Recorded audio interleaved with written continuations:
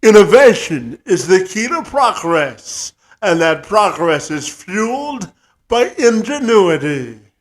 Invest Windsor-Essex is a nonprofit organization supported by the City of Windsor and the County of Essex, responsible for advancing forward economic development and sustainable prosperity within the region. Matthew Johnson serves as the organization's executive director of mobility partnerships and innovation. He joined me this week to have a conversation about how the organization is doing their part to ensure that the economic engine of Windsor and Essex remains fully fueled. I'm Kevin McShann. Let's have this conversation.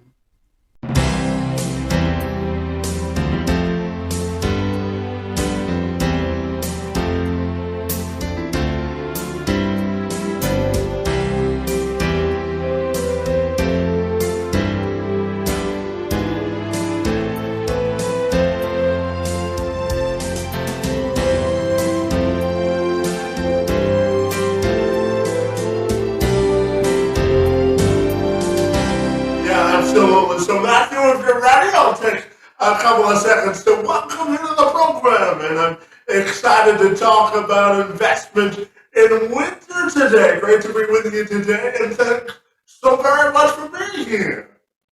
Thank you so much for having me. So, yeah, you're welcome. And Matt, I know you spend your day job talking about strategic partnerships in the great city of Windsor. So I'm wondering if we can kick off our conversation by you telling me about all the great work that you do, buddy. Yeah, we've certainly got a lot of initiatives on the go. I think just for some background too. So our group, Invest Windsor-Essex, we are an economic development agency for the city of Windsor and for the county of Essex. And in that, we've got a few different departments that all work in this economic development area. We have a small business center, a business retention expansion team, and an investment attraction team. So we work with clients both in the existing community as well as new entrants to Windsor-Essex and help them establish a physical presence here. The department that I manage, though, is the newest out of all the groups, and it's the Automobility and Innovation Department. And we work closely with mobility-related companies or mobility technology companies to help them, again, either set up or grow their companies here in Windsor-Essex. So it's kind of a non-traditional economic development department that was created in that we leverage things like virtual reality, strategic planning and partnership development with these companies to really build out how we can help support them on a very curated and personal basis. Yeah, absolutely. And Matt, one of the reasons I wanted to talk to you this morning, as you know, I have cerebral palsy, and part of the work that you do with innovation is to help break down barriers towards inclusion for folks with disabilities from an innovation and business standpoint. So tell me about how Invest Windsor-Essex is working to better represent folks with disabilities within our community. I'm curious. Yeah, so through our small business center, there's a number of programs that they offer and support. One of them certainly is geared towards supporting individuals in the disability space to help support them with their business ventures or entrepreneurship opportunities. So our small business center has a number of programs that are out there that certainly groups can tap into to receive some additional resourcing or support as well. Yeah, fantastic. And I also know that you also focus on regional technology and development from a virtual reality standpoint, as you had told me before. So I'm curious about how that space is growing to be a business advantage in Windsor and Essex County. Yeah, we started that that journey or path back in about 2017 when the department was formally established. And what we did was we were very fortunate to partner with the provincial government to create Windsor-Essex as a regional technology development site for the area and for the province. So what that means is we work with companies that have various automobility or mobility technologies that they'd like to test. And in 2018, we received some funding to build out Canada's largest virtual reality cave. So in the virtual reality cave, what we are able to do is do simulation testing. So we can put a vehicle or a piece of technology in the actual VR cave and start to test different use cases or different scenarios that that piece of technology might experience in the real world. So for example, we could simulate somebody crossing the street. We could simulate stop signs or trees being introduced to the technology and how they would interact with that type of infrastructure. But one of the other programs we also have is our digital twin program. So this is creating a virtual or a digital twin of a product or a process. So we can do layouts of a plant floor. We can do a digital twin of a piece of equipment and help with the training side of things. So we can have employees come in within our local manufacturers and train in a virtual environment so that we're not taking up time on the shop floor. And we also have the launch, and I'm really excited about this, the launch of our Canadian Automobility Hub, which was announced in November of 2021. And this is a really cool project because it's a partnership between our academic institutions and the industries itself here in Windsor-Essex. So there's a whole bunch of different projects and initiatives on the go here that really tap into this automobility focus and strategic plan. Yeah, absolutely. And Matt, I'm curious to ask you about how much you think virtual reality will play in advancing Windsor-Essex forward. How much do you think it'll sort of integrate itself into our economic development future? Yeah, and I mean, what's really interesting too about virtual reality and VR is that it's very non-traditional economic development, right? So we're working with companies one-on-one to help grow their own business lines using virtual reality. But I really see this being a very large piece of the economic development pie, because a lot of the testing for these companies has to be done somewhere in terms of the development of the technology. So we can use the VR cave to test and simulate a lot of this virtually before that technology is put out into the real world. The other really cool thing about this from an economic development standpoint is there are original equipment manufacturers and large vehicle manufacturers that may have access to this technology already. But our purpose really is to help support the smaller companies, the entrepreneurs, and the startups in this area. So from an economic development perspective, we're providing this technology, service, and access free of charge to companies that want to leverage it. And this is something that would, I mean, typically be $5 million plus asset that a large company may be able to afford. But certainly as a startup or an entrepreneur or an SME, you wouldn't necessarily be able to finance this resource. Yeah, it's a really exciting future for our region, for sure, man. And I also know you spent some time working to develop cross-border partnerships, which I know you were excited about. The announcement earlier this week that the testing requirement is being lifted by the federal government. So tell me about that aspect of what you do and how important cross-border partnerships are to the work that you do at Invest Windsor-Essex.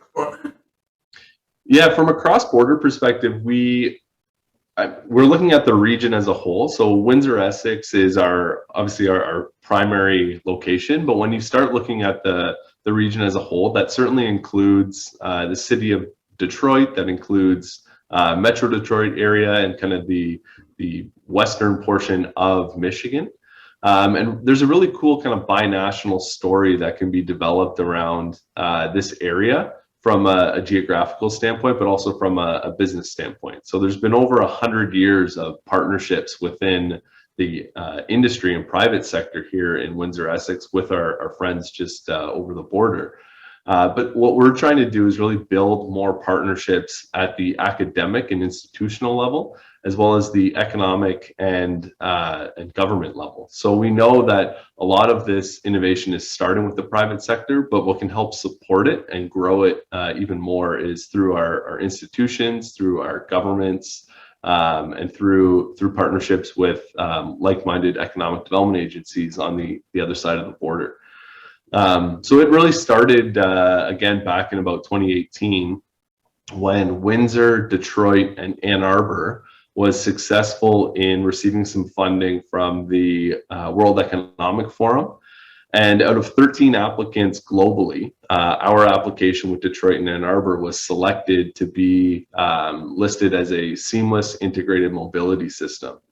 And what that project was all about how do we move people, goods, and services across the border more efficiently and effectively, and how do we do that using new types of technology? So whether that's autonomous vehicles, whether that's drones, how do we move these goods and products more efficiently, more safely, more securely? And what's come out of that is really this group of binational partners at, again, as I mentioned, the academic institution, but also at the local government level.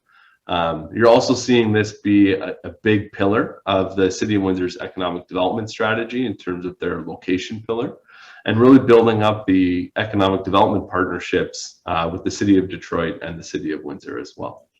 Yeah, and to that point, I'm curious to ask you about the strategic and competitive advantage this region has, because I think it's in a unique position being on an international border. So tell me about the strategic and competitive advantages that are open to invest Windsor-Essex being on an international border body.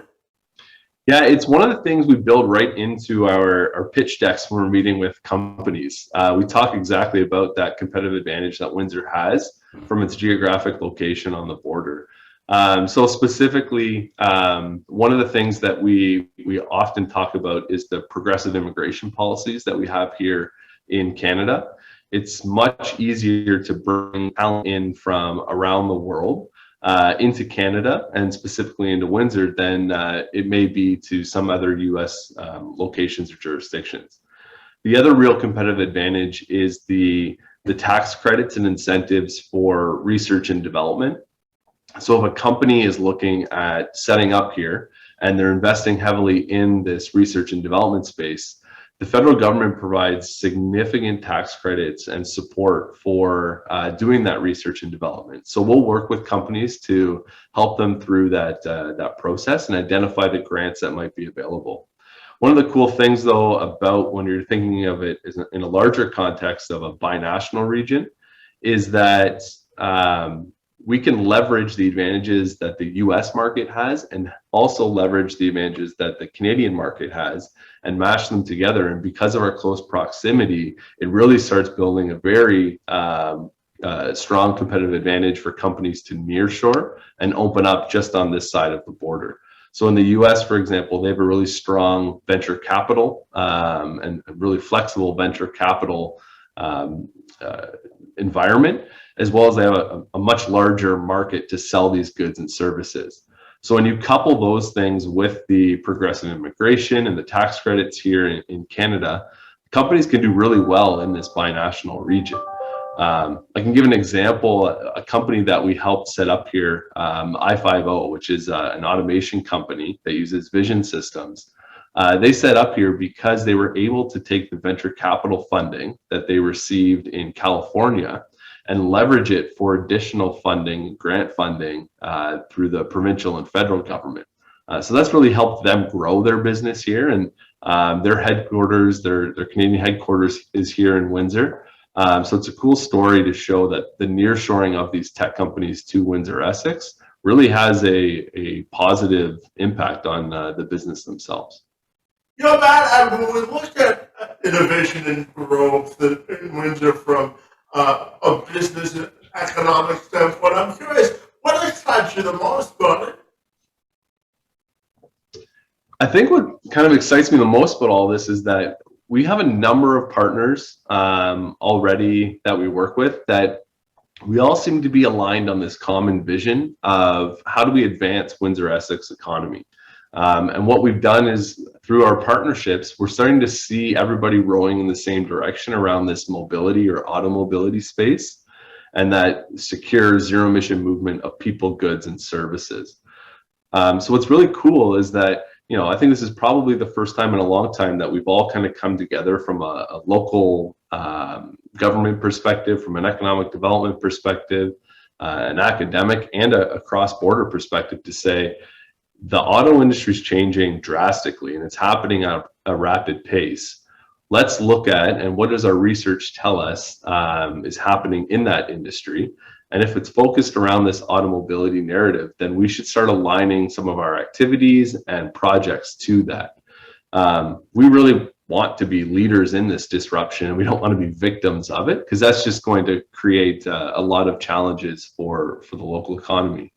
The other benefit to that is that if we are the leaders in this disruption, the economic benefits start to trickle out and come from that process as well. So we're excited to see this, and that's what really excites me is this common vision and kind of narrative around all of us moving in the same direction. We're focusing on an area that has many tentacles into a number of different sectors as well. But at the end of the day, we have this vision that we want to make Windsor-Essex a great place to live and work and play, and we're doing that as a group. So it's been exciting. Yeah, absolutely. And one of the exciting parts for you, as you had mentioned, you work extensively to leverage or highlight our educational assets here in Windsor-Essex. And I don't have to tell you, both the university and college here are expanding at a rapid rate. So I'm curious about how you use our educational institutions to leverage Windsor and Essex as an educational hotspot, so to speak, for other people to check out. I'm curious.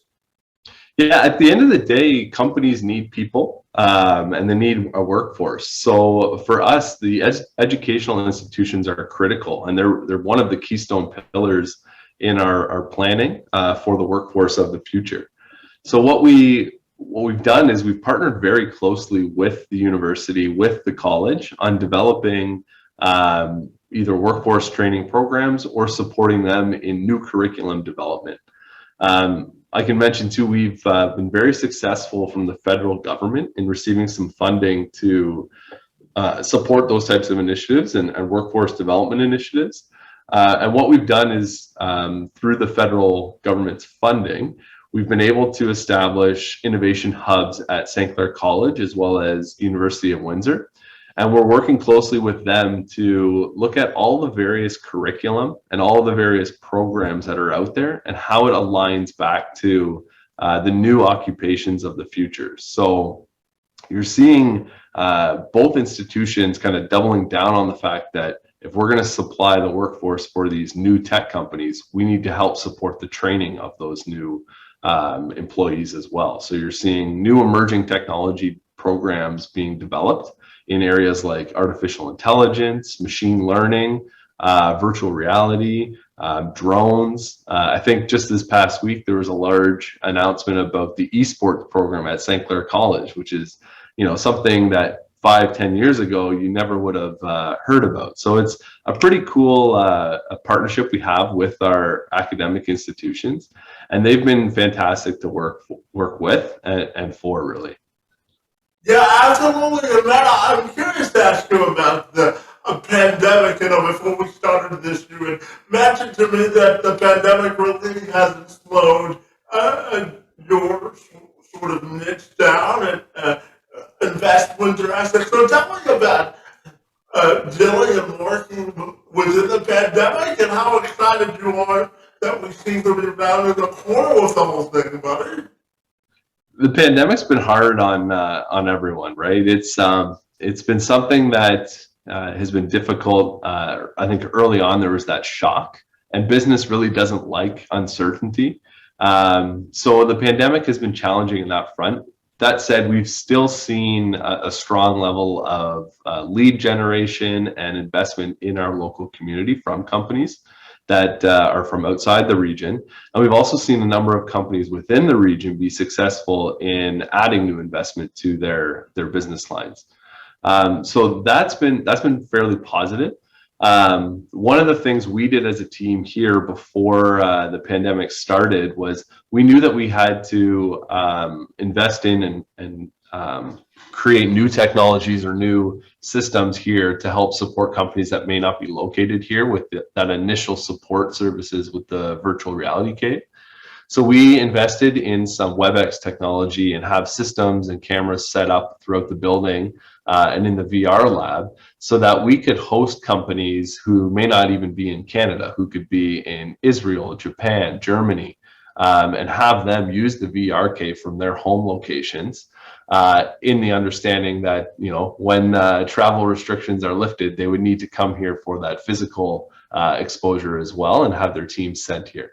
That also gives us the opportunity now to sit down with those companies and play the pitch towards, you know, why investing in Canada is a good idea and why specifically Windsor is the best location for them with access to the U.S. market. And Brad, tell me what specifically do you look for when you're creating a partnership with an outside partner? I'm curious. I think it's the same. It's the same focus as any relationship or any starting point. So all of our relationships really are built on that trust and credibility and mutual respect. The difference here being that there is that business component to this. So we look for the business values and directions that the company has, and are they aligned to what the economic strategic vision is for our community. That said, we certainly like to focus on the relational value, relationships, and not so much on the transactional. It's not a I'll do this so you have to do this for me. It's more let's build a partnership or an informal partnership first and see how that project goes, and then where can we add additional value for your company. So it's never a give and take. Kind of, this is what I'm doing for you, what are you doing for me? It's more, let me check in with you, let me constantly connect with you, have the conversations, how can we help support you, how can we help develop value for your company and for your business? Because at the end of the day, people remember how you made them feel. So we want them to feel comfortable and that they can trust us in our support that we provide them. Yeah, and my final question for you today, Matt, has to do with the overall future of the region when it comes to an economic development and partnership standpoint. What do you think the future looks like here in Windsor-Essex from that standpoint? I couldn't tell you how excited I am about the future of this area. We have such great assets and advantages here in Windsor-Essex. And when you couple that with our quality of life assets, it really is a special area that is unlike any other area here in Canada. I really see the focus for our economic and for our economy around mobility and around automobility specifically. I think we can start leveraging a lot of the cross-border projects that we have to build further momentum in that area. And like I said earlier, this feels a little bit different this time around in that we have a lot of the local partners, the local government, the institutions at the academic level, upper levels of government, industry, all kind of rowing in this automobility direction. And I think the unique thing about that is that automobility doesn't necessarily mean a vehicle itself. It can include things like artificial intelligence or machine learning or cybersecurity or battery manufacturing. It really is that secure zero emission movement of people, goods, and services. and all of the IT related to do that. So I think that's what I'm most excited about is that we're able to do this as a group and we're able to do this together. Yeah, absolutely. And Matt, I'm curious if people want to get connected with Invest Windsor-Essex or the work session you're putting, what's the best way they can do that? I mean, people can reach out to me directly through my email, or we can direct people right to our website at investwindsoressex.com. Those would be the two best areas to do that. And we work with companies big and small, and we love to partner with any new groups in the area as well as beyond. So that would be the best way to do that. Fantastic. Well, Matt, as a Windsor and Essex native myself, I was really looking forward to this conversation, and I want to thank you for engaging in conversation with me this morning and for all the great work that you do, buddy. It's most appreciated. Thank you so much, Kevin. It's been great to join you, and thanks for reaching out. This was a lot of fun. Thanks so much.